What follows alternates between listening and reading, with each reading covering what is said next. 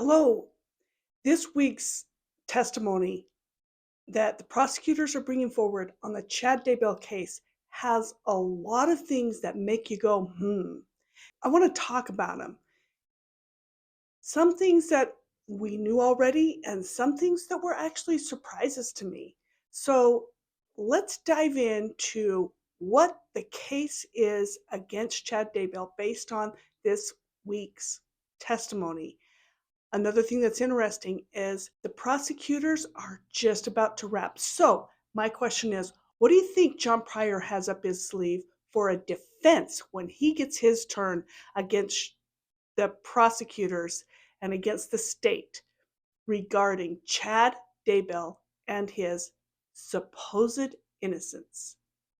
I like to use the word supposed because that's what John Pryor keeps using all throughout the testimonies. He will say the supposed this or supposed that. I think it's an interesting word that he's trying to get into the heads of the jurors. So, welcome to A Life Without Parole. Let's get started.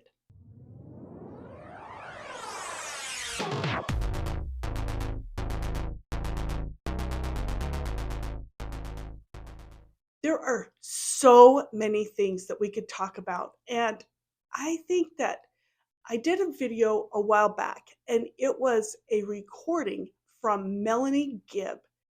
It was posted online. All it is an audio conversation with Melanie Gibb with a friend of hers. And I think it's interesting because she's talking all about this case, and so much of what she said in that interview has been basically proven in the state's case. So it appears that everything that she was saying was true. But first, I want to talk about this. All along, I have been wondering which characters in this Daybell saga are guilty and which ones are possible Daybell friends and family who may be culpable as well.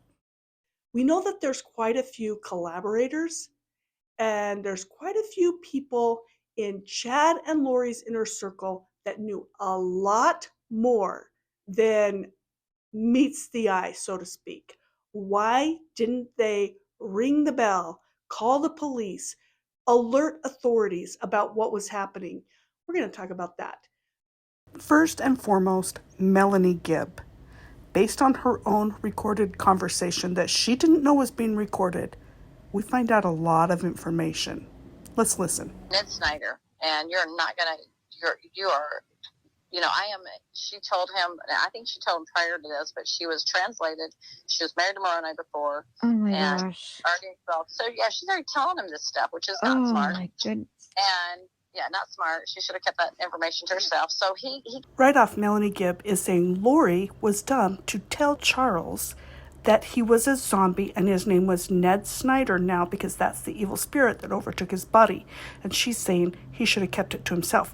But the point is, that should have been the first red flag if you're Melanie Gibb, in my opinion.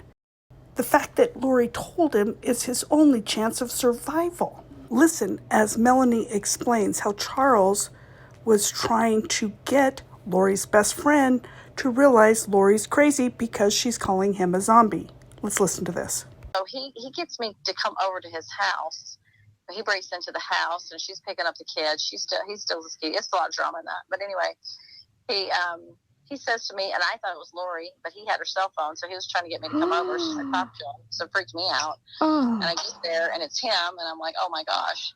So I talked to him, and he's like, Melanie, Lori's crazy. Like, she thinks that I'm this guy named Ned, and that she's trying to destroy my life. And I'm like, I just don't know what to say. Oh my goodness. Just like freaking out. Yeah, because I think my friends are good. She's seen Jesus. I'm really believing that she really saw these things, Right. And I'm just gullible as gullible gets. And she stuck on me like Velcro. She was such a good friend to me. You know what I mean? Like, she was close to me.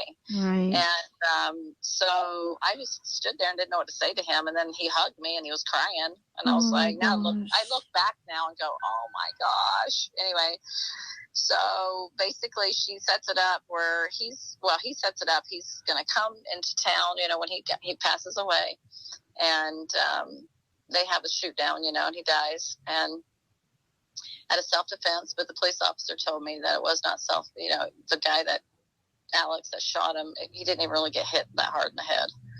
So, and Alex, bless his heart, who passed away, he just thought he was doing a favor to his sister. He didn't really care so much, about Charles or this or that, but he just thought he was helping her. Did she ask him to kill him? Well, to self-defense, yes. Well, they planned it. I mean, so she knew that Charles was coming to town, and then she invited Alex over that night to spend the night to protect her. She said they're going to kill her. She told me they're going to come and try to kill her. Oh my goodness. I said, well, why are they going to try to kill you?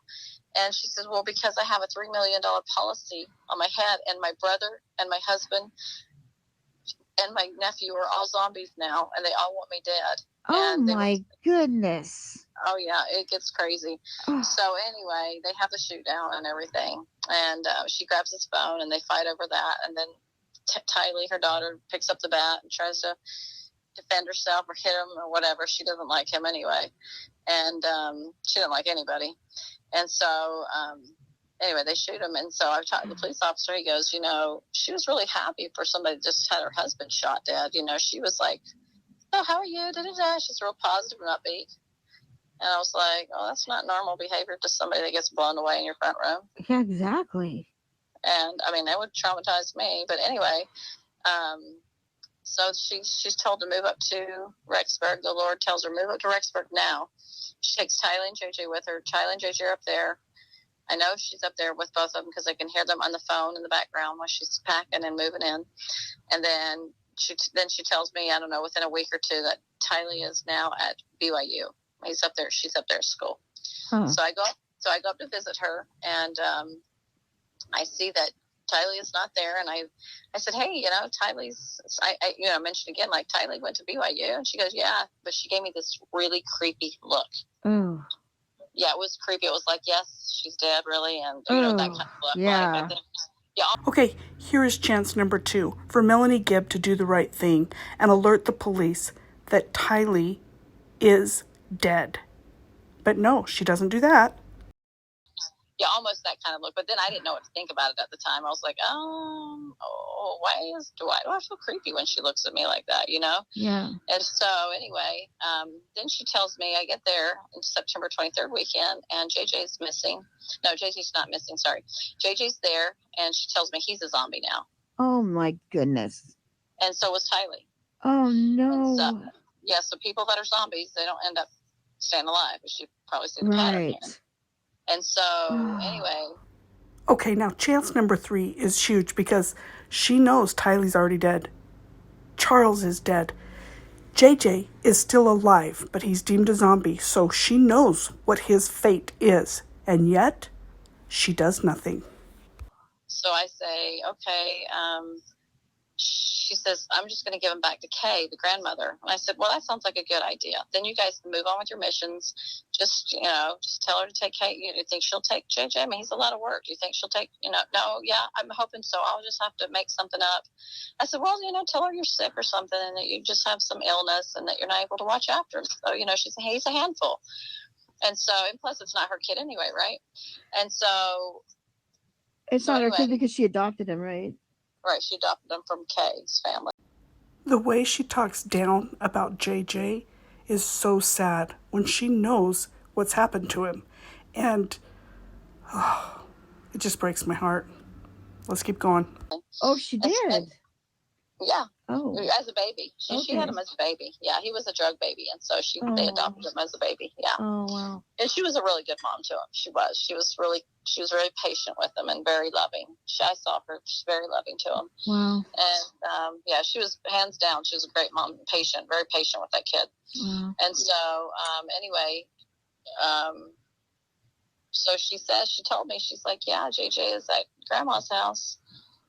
She went. So after I left, and I saw JJ right before I left, and she said within a week or so, that he had gone to Kay's house, and that that's where he was. So then Tammy dies, and then she's in Hawaii when it happens, and I call her in Hawaii, and I said, hey, guess what? Tammy just died.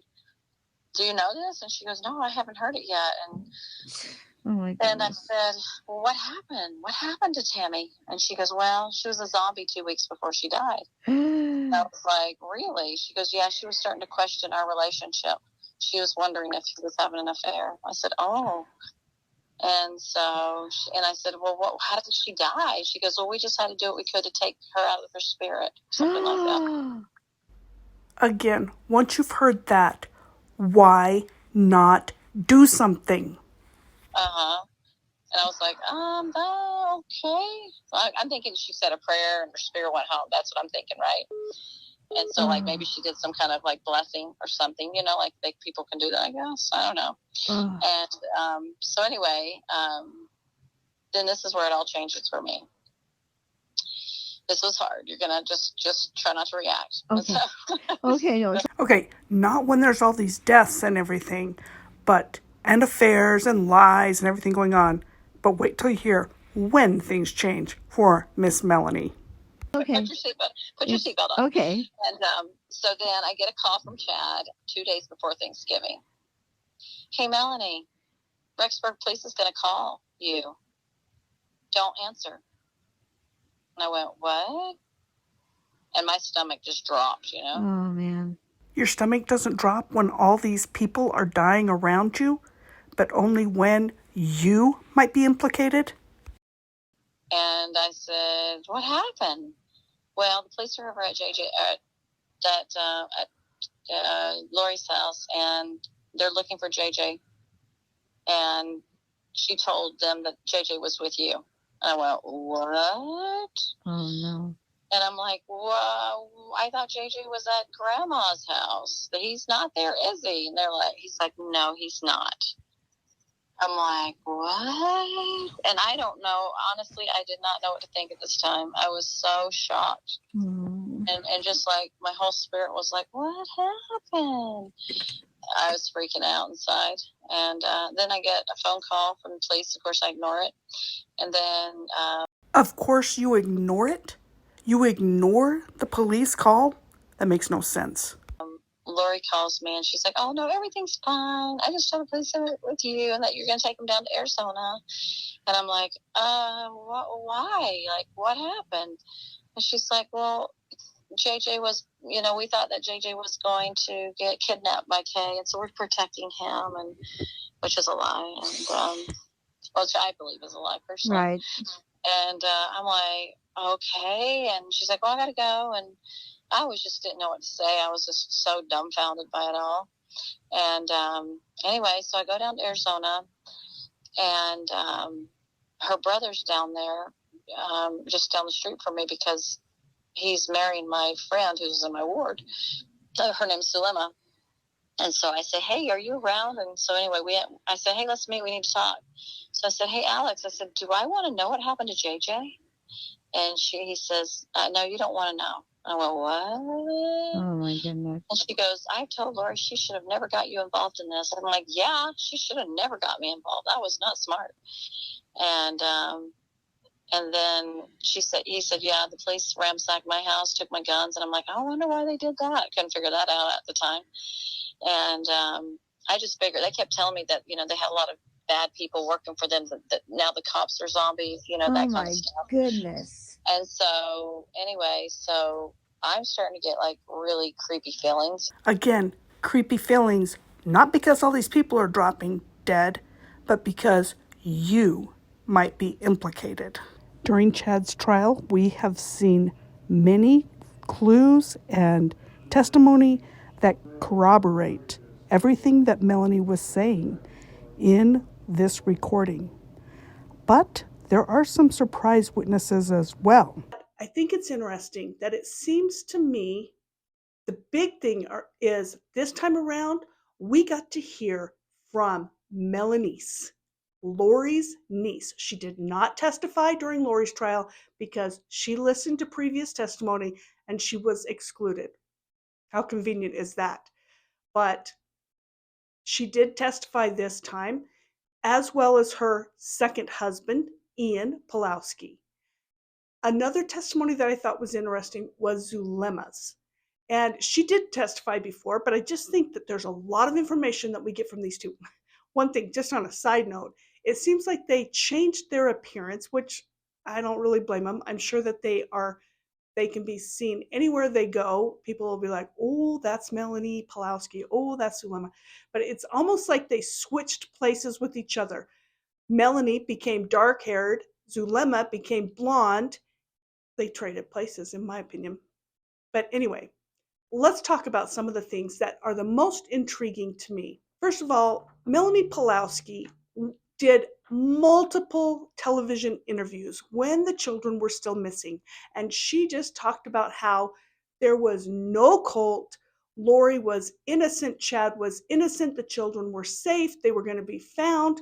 This whole thing, when you hear her testimony now, you realize, she was feeding us with a bunch of baloney, because there was definitely a cult. There was definitely a bunch of shenanigans going on, and she knew it. I find the one thing that wasn't brought out during the case, but I think is very significant, is when Lori's sister, I know I'm all over the board. There's so many characters that have to do with Chad and Tammy and Lori and all of these people.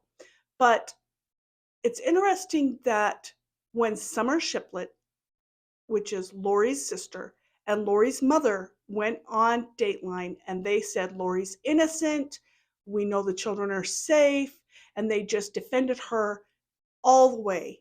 But when the children were found, their mindset appeared to change. We haven't heard a lot from them, but we do know that they no longer believed Lori to be innocent. Melanie, on the other hand, does not seem to be in that same category. And I don't even know what category she's in. After the children were found, Melanie Pawlowski made a post on Facebook, and it was crazy, I think. It's just so weird. But this is the part that just dumbfounded me. This is what Melanie wrote. Tylee was one of the wittiest, spunkiest individuals I've ever met in my life. She didn't let what people thought get to her. If you knew Tylee, she would probably be giving the biggest eye roll at all the drama unfolding in the media. Seriously, eye roll? Talking about Melanie Pawlowski, the niece. It's so confusing because there's Melanie Gibb, the friend, Melanie Pawlowski, the niece. They were both very much wrapped into this. In fact, they were part of the 7 gatherers. I don't know if you saw my video last week, but I talked about does anybody know who these 7 gatherers are and what is the significance? The next day after I asked that question, it was brought up in testimony, and we now know that the 7 gatherers, that was a group. It was basically an email group, and they would send information to each other, and they were all believers. And it appears that they were all in the cult. They were buying into Chad and Lori's Kool-Aid, so to speak. And so they would send messages to each other to basically reinforce their beliefs. Now, these 7 gatherers, it appears that John Pryor is trying to make that group as if they have some splaining to do. And maybe they do. But it appears to me that it's all a email campaign. I don't know that they're the planners or carry outers, that they're the ones that carry things out. I don't know that he's going to get anywhere with that. Speaking of John Pryor, he seems to me like he's trying to throw as much blame as possible towards Melanie Gibb and David Warwick, because those two were at Lori's house the night that little JJ was murdered. And so if he can put some reasonable doubt, he meaning John Pryor, can put some reasonable doubt in the heads of the jurors, he might be able to get them to say, well, we can't 100% with certainty say that Chad Daybell did it, because it could have been Melanie or it could have been David. And that seems to be what his defense strategy is.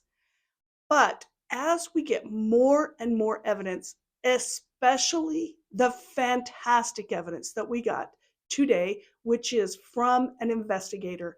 He did a slideshow. I took pictures of his slides, although I will say that the video content that we get when we're watching a live stream is not great. But that is what the jurors will be able to look at afterwards. And I think it is absolutely what's been missing in this case. It's so hard to hear weeks and weeks of testimony, and each one has a little piece of this and a little piece of that. And for the jurors to put it all together and see how the timelines fit together and how the stories fit together and how all of the things fit together, it starts to get confusing.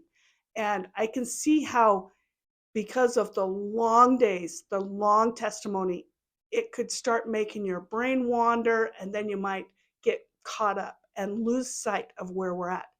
But this investigator had a slide presentation that showed everything line upon line, right up to who did what, when, where, and how. And it also showed that Chad's phone, where he was, where Alex was, where Lori was, where the other 7 were. A lot of times Zulema is involved. A lot of times Melanie. All of these things are shown in there.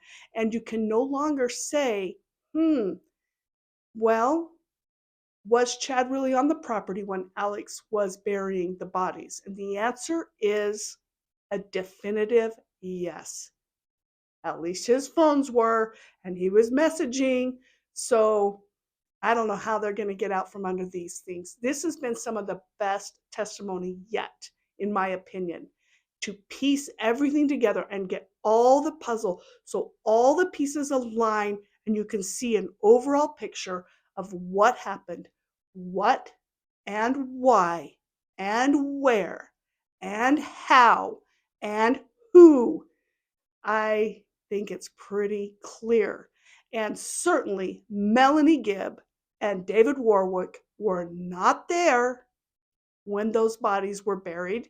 They were not involved in all these text messages and calls like when Tammy died and so on and so forth. So I think they're going to have a hard time making it appear as if they are the ones that are culpable. Now, or the brains behind the whole plan. But having said that, I'm going to throw in my own opinion about things. I don't think they're innocent either. There's quite a few people that I don't think are innocent. They knew what was happening, when it was happening, what the expectation was. They might not have known exactly how zombies were going to die, but they knew that that was what they were praying for. They're casting out, they're trying to pray them to death, so to speak. Why didn't they alert? Especially after Charles.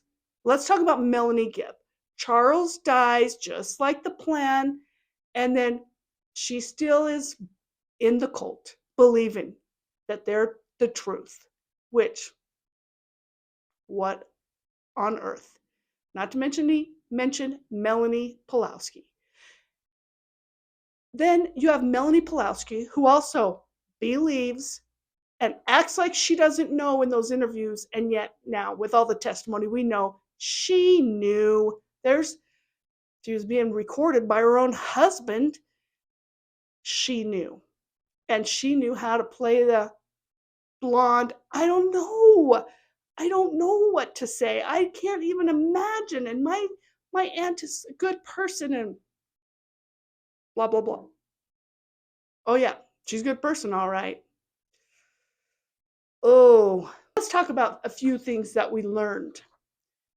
First of all, there's something that I keep on thinking, and it doesn't look like it's going to happen, but if I were a prosecutor, I would do everything I could in my power to get those jurors. Now I know they're in Boise, and Rexburg is a long ways from Boise, but I feel that if those jurors actually went to the property and walked through the house and saw where the stairs go up, saw how the layout is, how people can pull in and have a gun and get away and all those things, it would be so much easier.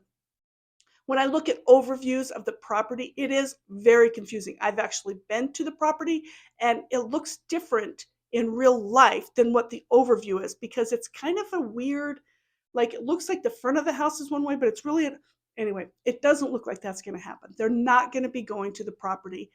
But even without going to the property, there's a lot that was shown and given.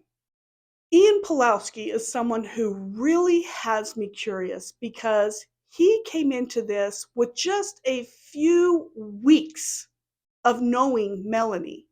And then he gets married to her, and all this crazy stuff happens. His children, one of his daughters is hiding in a curtain, and he's afraid that they've taken her and killed her. So he's obviously aware that this cult is a scary cult to be a part of.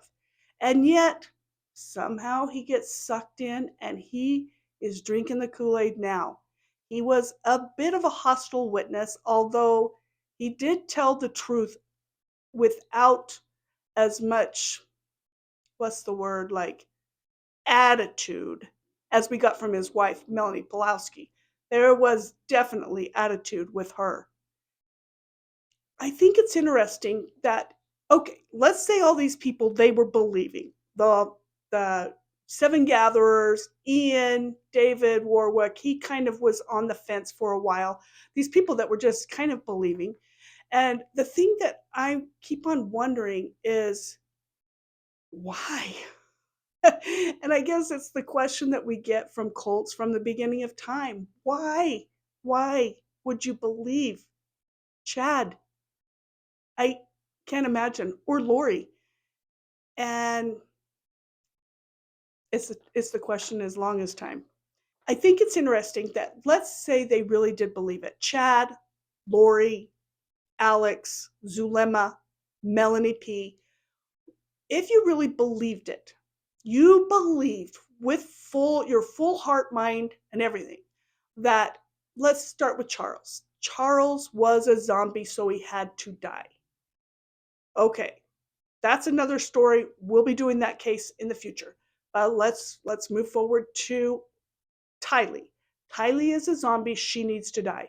We know from Tylee's friend who testified, she said that Tylee actually had a good relationship with her uncle Alex, which is interesting. He obviously believed, but here's my question. If Alex believed and Lori believed that they were zombies and they needed to be killed so that the evil spirits were out of their bodies, that they were already dead, right? So this is what they're saying. Tylee was already dead. She was just a host body for an evil spirit.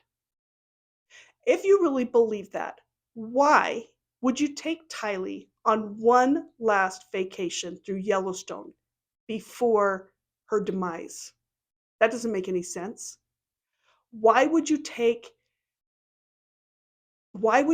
the same for JJ? He got to go and swing on these special things. He got to have some special days before his demise. It doesn't make any sense. You know what I'm saying? I also find it interesting that these people who were tied into this cult, they were believers and they would do anything. Zulema was in this so much, and she would do anything that they say until what? Until her life is on the line. Then all of a sudden, she doesn't want to play nice with them anymore. And I find that interesting that all of them seem to be that same way. Melanie Gibb, she was fine with, Charles, Tylee, even possibly JJ. She didn't really make a lot of effort to figure out what happened to JJ, knowing what was going to happen to him. The only time she started panicking was when the light started shining on her, when they said she had the kids. Then she starts recording, she starts parting ways with them. It's only till she is in the line of fire. Why not reach out before then? That's my question. In the phone call that was recorded, that Ian recorded of his wife and Chad and Lori, which of course Lori's niece was calling them mom and dad. At one point, I asked, "Who are the 7 children that Lori is claiming she has?" And then now I realize she's claiming that I think both Melanies were her daughters from a previous life, and so they would call her and Chad mom and dad, whatever. So I think that's who one of the children is that she's claiming she has, whatever. But what's interesting is Melanie is heard on that recording, Melanie Pulowski, laughing about what happened to Charles and wishing that her husband Brandon was joining him, her ex-husband. I think it's very interesting, and it's interesting all the different recordings and text messages, and they weren't that bright. They left breadcrumbs everywhere they went, and all of these breadcrumbs lead back to one thing and one thing only, and that is they are criminals. Criminals that should never see the light of day, based on what I've seen in the testimony. Now, I know it always looks really bleak until you see the defense's side. So we'll see if the defense can sway me, but I don't see how he could. And I think that the jurors are going to be smart when it comes to this. I know there's a lot of pieces that the jurors have not seen and they don't get to hear about that we get to see and hear. But based on what they do see and hear, I think it's pretty clear, especially from the testimony today. And even Tammy's sister and her brother-in-law that testified earlier in the week, they did such a great job of showing how Chad changed and how things happened and how he was trying to manipulate everyone.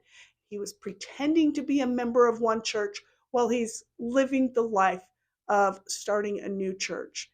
And I don't know. I think that his patriarchal blessing that he gives to Alex is really interesting. I mean, that's the perfect example, much less all the murders and all the other things. It's the perfect example of something that you cannot do in that church. You cannot do without being called to be a patriarch. And the fact that he did self appointed, whatever, that's excommunication right there, just on that alone, much less then go to the temple, all the other things. I don't know. I think it's interesting that so much crime, so much terribleness. For what? For what? Why couldn't you just get divorced from your spouses and marry each other if you want to be together? Well, of course, you need those life insurance policies.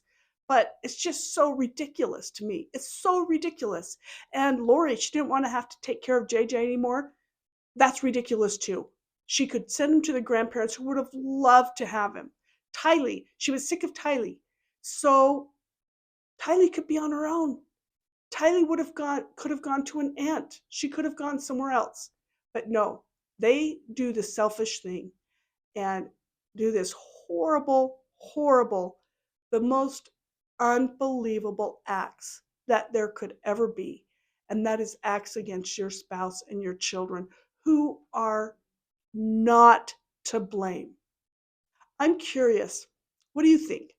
Comment below and let me know what you think. Do you think there's any chance that the defense will be able to pull some rabbit out of his hat that will convince the jurors that there could be reasonable doubt? Or do you think this is locked and sealed and a done deal? Let me know your thoughts. I'm going to keep on this and I will let you know. I will see you again soon. See ya.